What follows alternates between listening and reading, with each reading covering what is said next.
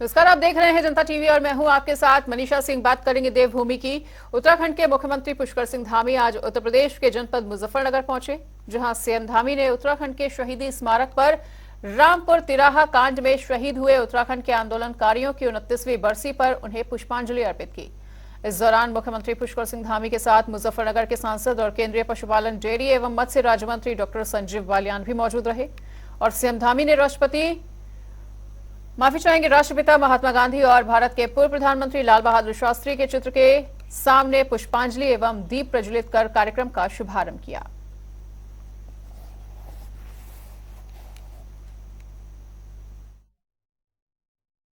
आंदोलनकारियों द्वारा जो राज्य निर्माण के लिए सही गई कठोरतम पीड़ाओं में से एक इस धाम पर आयोजित, इसको हम कह सकते हैं कि एक ऐसा धाम जहां पर राज्य आंदोलन के लिए बहुत बड़ा आंदोलन हुआ, बहुत सारी यातनाएं, बहुत सारी पीड़ाएं, क्रूरतम तमाम प्रकार से यहां पर लोगों ने, हमारी माताओं बहनों ने जिसको सहन किया, उसकी बरसी के अवसर पर मैं एक एक आंदोलनकारी को, एक एक शहीद के परिजनों को, शहीदों को, सबको मैं आज इस अवसर पर मैं सादर नमन करता हूं, प्रणाम करता हूं कि निश्चित रूप से हम कह सकते हैं कि उत्तराखंड बनाने के लिए चलाए गए आंदोलन के दौरान जितने जख्म मिले,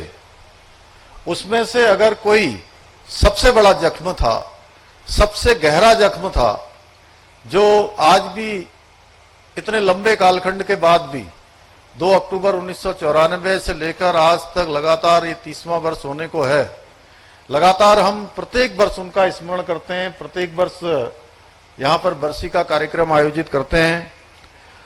तो मैं कह सकता हूं कि ये सबसे गहरा जख्म था जो कभी भरा नहीं जा सकता है। इस अवसर पर आप सब जानते हैं, शांतिपूर्वक आंदोलन कर रहे उत्तराखंडियों को ये घाव ये आज तक नहीं भरा और प्रदेश का एक एक जन आज भी इसके दर्द को महसूस करता है। उत्तराखंड में धामी सरकार ग्लोबल इन्वेस्टर समिट 2023 का आयोजन दिसंबर महीने में करने जा रही है, लेकिन उससे पहले ही इन्वेस्टर समिट को लेकर राजनीति शुरू हो चुकी है। जहां कांग्रेस के प्रदेश अध्यक्ष करण महारा ग्लोबल इन्वेस्टर समिट को लेकर धामी सरकार पर निशाना साध रहे हैं, तो वहीं भाजपा प्रदेश अध्यक्ष ने भी पलटवार किया है। बता दें कि हाल ही में लंदन दौरे पर 12,500 करोड़ रुपए से अधिक के निवेश को पक्का करने के बाद अब मुख्यमंत्री पुष्कर सिंह धामी की अगली उड़ान सिंगापुर, ताइवान और दुबई के लिए होने वाली है।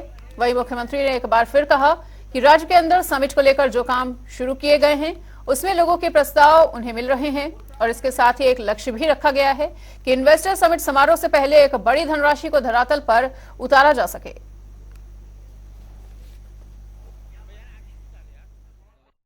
एक हमने राज्य के अंदर एक काम जो इन्वेस्टर समिट के रूप में प्रारंभ किया है, उसमें निश्चित रूप से बहुत सारे लोग अब लगातार जुड़ रहे हैं, लगातार लोगों के प्रस्ताव आ रहे हैं और हमने इस बार यह भी लक्ष्य लिया है कि जब 8 और 9 दिसंबर को इन्वेस्टर समिट का समारोह होगा, उससे पहले हम एक बड़ी धनराशि, एक बड़ी निवेश की राशि ग्राउंडिंग के रूप में पहले ही हम उसको जो है उतार लेंगे और उसके बाद ये क्रम हमारा लगातार चलता रहेगा। जहां पिछले दिनों लंदन में प्रतिनिधिमंडल गया था, दिल्ली में कर्टन रेजर हुआ था, अभी 4 अक्टूबर को दिल्ली में रोड शो होने वाला है।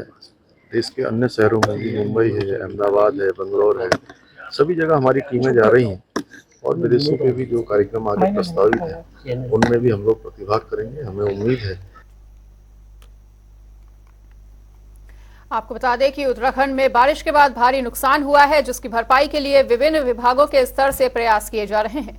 फसलों के नुकसान से लेकर सार्वजनिक संपत्ति हो, सरकारी विभाग हो या फिर निजी नुकसान, सरकार सभी का आकलन कर रही है और जिन जिन विभागों का नुकसान हुआ है उनके स्तर पर उनकी भरपाई की भी कोशिश की जा रही है। आपको बता दें कि फसलों के नुकसान पर मुआवजा दिया जा रहा है और साथ ही सरकार पूरे नुकसान का आकलन कर चुकी है।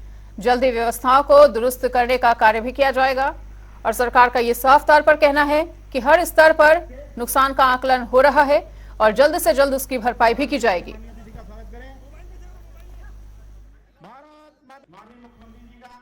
निश्चित रूप से इस बार के अतिवृष्टि के कारण से हमारा बहुत नुकसान हुआ है और उसकी जल्दी से जल्दी भरपाई हो, जो हमारे तमाम तरह से कहीं सड़कें टूटी हैं, कहीं पर भू धंसा हुआ है, अनेक प्रकार की हानियां हमको हुई हैं। उसके लिए जल्दी से जल्दी हम प्रयास कर रहे हैं कि सभी विभागों के स्तर पर, सरकार के स्तर पर जल्दी से जल्दी उस पर जो है दायित्व। भाजपा प्रदेश अध्यक्ष महेंद्र भट्ट शहीद स्थल पहुंचे, जहां उन्होंने उत्तराखंड के राज्य आंदोलनकारी शहीदों को श्रद्धांजलि दी। इस मौके पर बीजेपी के विधायक खजवान दास, मेयर सुनील उनियाल गामा के साथ कई बीजेपी के पदाधिकारी भी मौजूद रहे। वहीं बीजेपी प्रदेश अध्यक्ष महेंद्र भट्ट ने कहा कि उत्तराखंड सरकार शहीदों के सपनों को पूरा करने की दिशा में लगातार काम कर रही है और प्रदेश में बुनियादी विकास भी हो रहा है।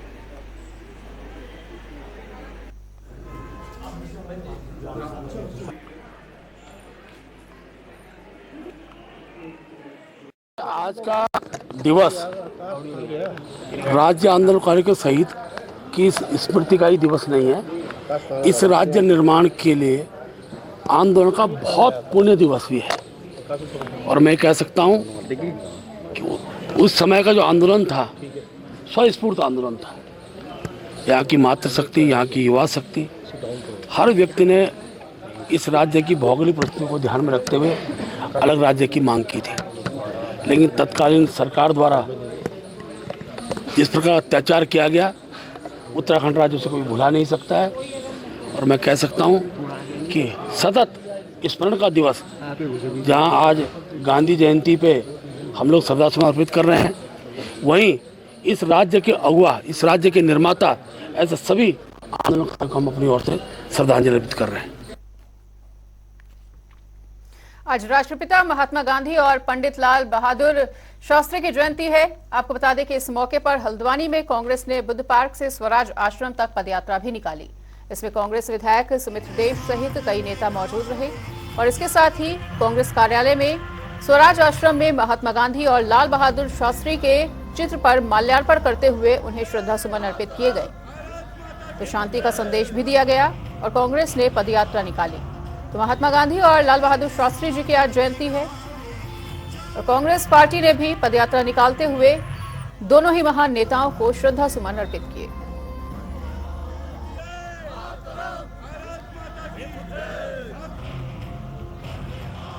हमारे देश के सबसे महान दो विभूतियां, चाहे हमारे राष्ट्रपिता महात्मा गांधी जी हो, चाहे हमारे दूसरे प्रधानमंत्री लाल बहादुर शास्त्री जी, उनकी जयंती है और अवश्य बेहद महत्वपूर्ण दिन है, क्योंकि गांधी जी और शास्त्री जी ने केवल हिंदुस्तान में नहीं पूरे विश्व में जो एक संदेश दिया अमन चैन का, आपसी भाईचारे का, अहिंसा का, आज उसकी इस आज परिप्रेक्ष्य में देखा जाए तो आज समाज में और पूरे विश्व में इसकी बहुत आवश्यकता है। और आखिरी जो बड़े नेता थे नेल्सन मंडेला, जिन्होंने अहिंसा के रास्ते पर चलते हुए, गांधी जी के रास्ते पर चलते हुए अपने देश को आज़ादी भी दिलाई और आज साउथ अफ्रीका इतना बड़ा रेनबो नेशन बना, बहुत बड़ा उदाहरण है कि कैसे अहिंसा से और कैसे सत्याग्रही मार्ग से जो चीज़ें हैं, व्यवस्थाओं में सुधार लाया जा सकता है और गुलामी की बेड़ियां भी तोड़ी जा सकती है। तो आज हम नमन करते, प्रणाम करते, एक पदयात्रा निकाल रहे हैं, फिर एक गोष्ठी का आयोजन है स्वराज आश्रम।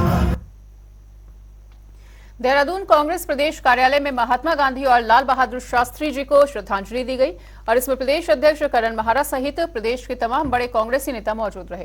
कार्यक्रम में गांधी जी के मूल सिद्धांतों को याद किया गया। इस दौरान कांग्रेस प्रदेश अध्यक्ष करण महारा जी ने राजनीति से आने वाले नए युग को लाल बहादुर शास्त्री और महात्मा गांधी जी के सिद्धांतों पर चलने वाले को युग बताया और उन्होंने कहा कि युवाओं का होने जा रहा है ये युग।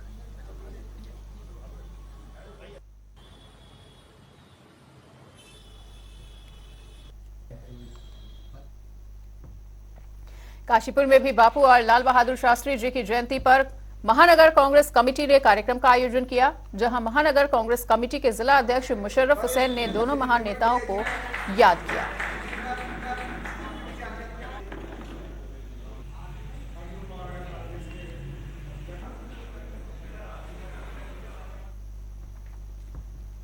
बागेश्वर धाम के पीठाधीश्वर पंडित धीरेन्द्र शास्त्री आज वाराणसी पहुंचे हुए थे और वाराणसी में उन्होंने श्री काशी विश्वनाथ धाम में दर्शन पूजन किया और 5 ब्राह्मणों के नेतृत्व में वैदिक मंत्रों के बीच उन्होंने षोडशोपचार पूजन किया। इस दौरान पीठाधीश्वर धीरेन्द्र कृष्ण शास्त्री की और गंगा जल और दूध से बाबा का अभिषेक करते हुए वो नजर आए और दर्शन पूजन करने के बाद गर्भगृह से बाहर निकालने के बाद उन्होंने बाबा के शिखर को नमन भी किया।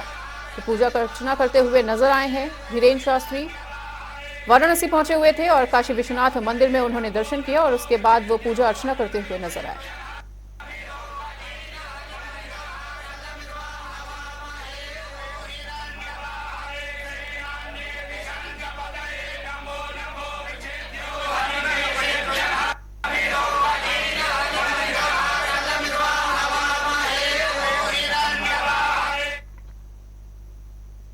किसान कांग्रेस के राष्ट्रीय अध्यक्ष और पंजाब से कांग्रेस विधायक सुखपाल खैरा की गिरफ्तारी के बाद से ही देश भर में कांग्रेस के कार्यकर्ता अलग अलग जगह विरोध प्रदर्शन कर रहे हैं और इसी क्रम में हरिद्वार पहुंचे आक्रोशित किसान कांग्रेस के कार्यकर्ताओं ने पंजाब सरकार के खिलाफ जमकर नारेबाजी की।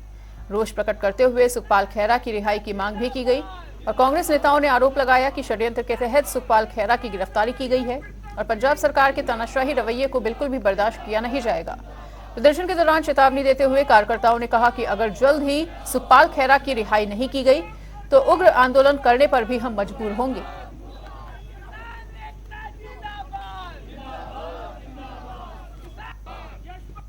और हमारे राष्ट्रीय अध्यक्ष जी को अगर या किसी भी कांग्रेसी को इस तरह से गिरफ्तार किया जाएगा तो हम खाली जो है हाईकमान के भी आदेश की उसमें है।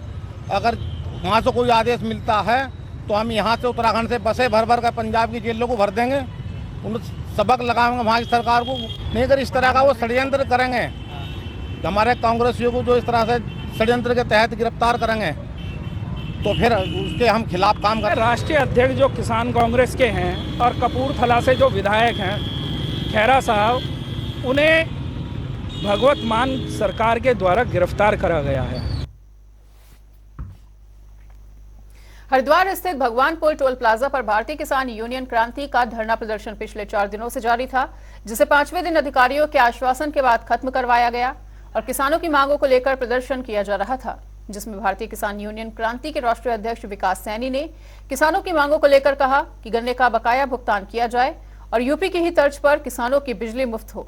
साथ ही कई अन्य मांगे भी उनके सामने रखी गई और उप जिलाधिकारी जितेंद्र कुमार ने इस पर जवाब देते हुए बताया कि सभी मुद्दों पर रिपोर्ट बनाकर शासन को भेजने का काम किया जाएगा और जैसे ही मामले में कोई प्रतिक्रिया मिलेगी उसके आधार पर ही आगे की कार्रवाई की जाएगी।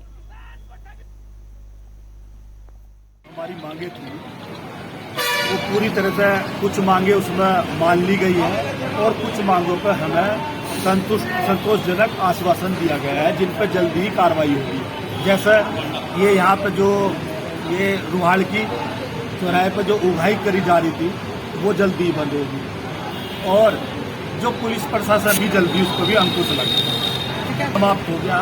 धरना तो ये तो चलता ही रहे, अगर कोई कार्रवाई उत्पीड़न होगा फिर धरना। आश्वासन ये दिया गया कि आगे से इस पर हम गरीब और अमीर ये आर्थिक स्थिति जरूर देखेंगे चालान करने से पहले, पर कानून है, कानून का तो पालन करना पड़ेगा और इसमें बिल्कुल भी चालान मतलब पहली बात तो होने की ना करने के ही हमें कहा गया कि चालान नहीं होगा इस तरह के नहीं। मुरादाबाद रेल मंडल क्षेत्र के वाया लक्सर रेलवे स्टेशन पर दर्जनों रेलगाड़ियां प्रभावित हुई हैं और बताना चाहेंगे कि उत्तर रेलवे जोन के अंबाला और फिरोजपुर रेल मंडल क्षेत्र में कई जगहों पर जारी किसान आंदोलन के कारण रेलगाड़ियां प्रभावित हुई हैं। मुरादाबाद रेल मंडल क्षेत्र के डीआरएम राजकुमार सिंह के मुताबिक पंजाब में जारी किसान आंदोलन से मुरादाबाद रेल मंडल क्षेत्र के रेल परिचालन पर भी प्रतिकूल असर हुआ है, जिस कारण हरियाणा सहित पंजाब और जम्मू कश्मीर में आवाजाही करने वाली कई रेलगाड़ियां प्रभावित हो चुकी हैं। पंजाब में किसानों का जो आंदोलन चल रहा है उसका मुरादाबाद मंडल के परिचालन पर भी प्रतिकूल प्रभाव पड़ा है। हमारे यहाँ से पंजाब की तरफ जाने वाली, हरियाणा की तरफ जाने वाली ट्रेन्स जो हैं वो हमें कई जगह पे शॉर्ट टर्मिनेट करनी पड़ी हैं, कुछ ट्रेनों को कैंसिल भी करना पड़ा है। 10 ट्रेनें पूर्णतः कैंसिल करनी पड़ी हैं और 12 ट्रेनों को हम लोगों को शॉर्ट टर्मिनेट करना पड़ा है। इसकी वजह से यात्रियों को काफ़ी असुविधा हो रही है और हम लोगों के कंट्रोल में लगातार जो प्रभावित यात्री हैं उनके द्वारा फ़ोन आ रहे हैं। हम लोगों ने इस स्थिति को टैकल करने के लिए ये प्रयास किया है कि वक्त रहते ही हम लोग अपने यात्रियों को चेतावनी दे रहे हैं, उनको मैसेज भेज दे रहे हैं कि ये ट्रेन अपने गंतव्य पर आज नहीं जाएगी या गंतव्य से पहले ही शॉर्ट टर्मिनेट हो जाएगी। और अब रुक कर लेते हैं 2 मिनट में 10 बड़ी खबरों का। हरिद्वार में 2 पक्षों में बिजली के कनेक्शन काटने को लेकर हुआ विवाद। पीड़ित ने लगाया दूसरे पक्ष पर गंभीर आरोप। पुलिस ने कहा कि जल्द ही की जाएगी आरोपियों पर कार्रवाई। हरिद्वार में पुलिस को मिली बड़ी कामयाबी। ड्रग्स तस्करी करने वाले गुजराती जोड़ी को किया गया है गिरफ्तार। वहीं पार्सल के जरिए मंगाई जा रही थी नशीली दवाएं। हरिद्वार से गंगा से बरामद हुए लापता जायरीन समेत 3 शव। वहीं परिजनों में मचा कोहराम। मामले की जांच में जुटी हुई है पुलिस। रुद्रपुर में अमूल ऑटो कंपोनेंट कंपनी के श्रमिकों ने किया प्रदर्शन। कोरोना काल में बंद हो गई थी फैक्ट्री। बकाया भुगतान करने की कर रहे हैं मांग। हरिद्वार में एआरटीओ कार्यालय में हुई मारपीट। वीडियो आया सामने। घटना की पुष्टि पर अधिकारियों ने साधी चुप्पी। हेमकुंड साहिब के 11 अक्टूबर को होंगे कपाट बंद। यात्रा इस सीजन के अंतिम पड़ाव की ओर बढ़ रही है। हेमकुंड साहिब की यात्रा ने फिर से पकड़ी रफ्तार। शनिवार को यहां 960 श्रद्धालुओं ने टेका मत्था। रुड़की के नेहरू स्टेडियम में क्रिकेट टूर्नामेंट का समापन। देहरादून की टीम ने जीता टूर्नामेंट। रुड़की की टीम को हराया। रामनगर में वाइल्ड लाइफ वीक के दूसरे दिन वन प्रभाग ने गिद्ध गणना का किया आयोजन। कभी आसमान में करोड़ों की संख्या में उड़ा करते थे गिद्ध। मवेशियों के लिए किए जाने वाले इंजेक्शन के चलते आबादी हुई है इनकी कम। हरिद्वार में भूमाफियाओं के खिलाफ एचआरडीए की कार्रवाई। पिछले 15 दिनों में 10 अवैध मकानों को किया गया है ध्वस्त। कृषि भूमि पर बना नक्शा पास कराए अवैध कॉलोनियां डेवलप की गई है। हरिद्वार में जीआरपी पुलिस की वजह से खिले लोगों के चेहरे। खोए हुए 130 मोबाइल किए गए हैं बरामद।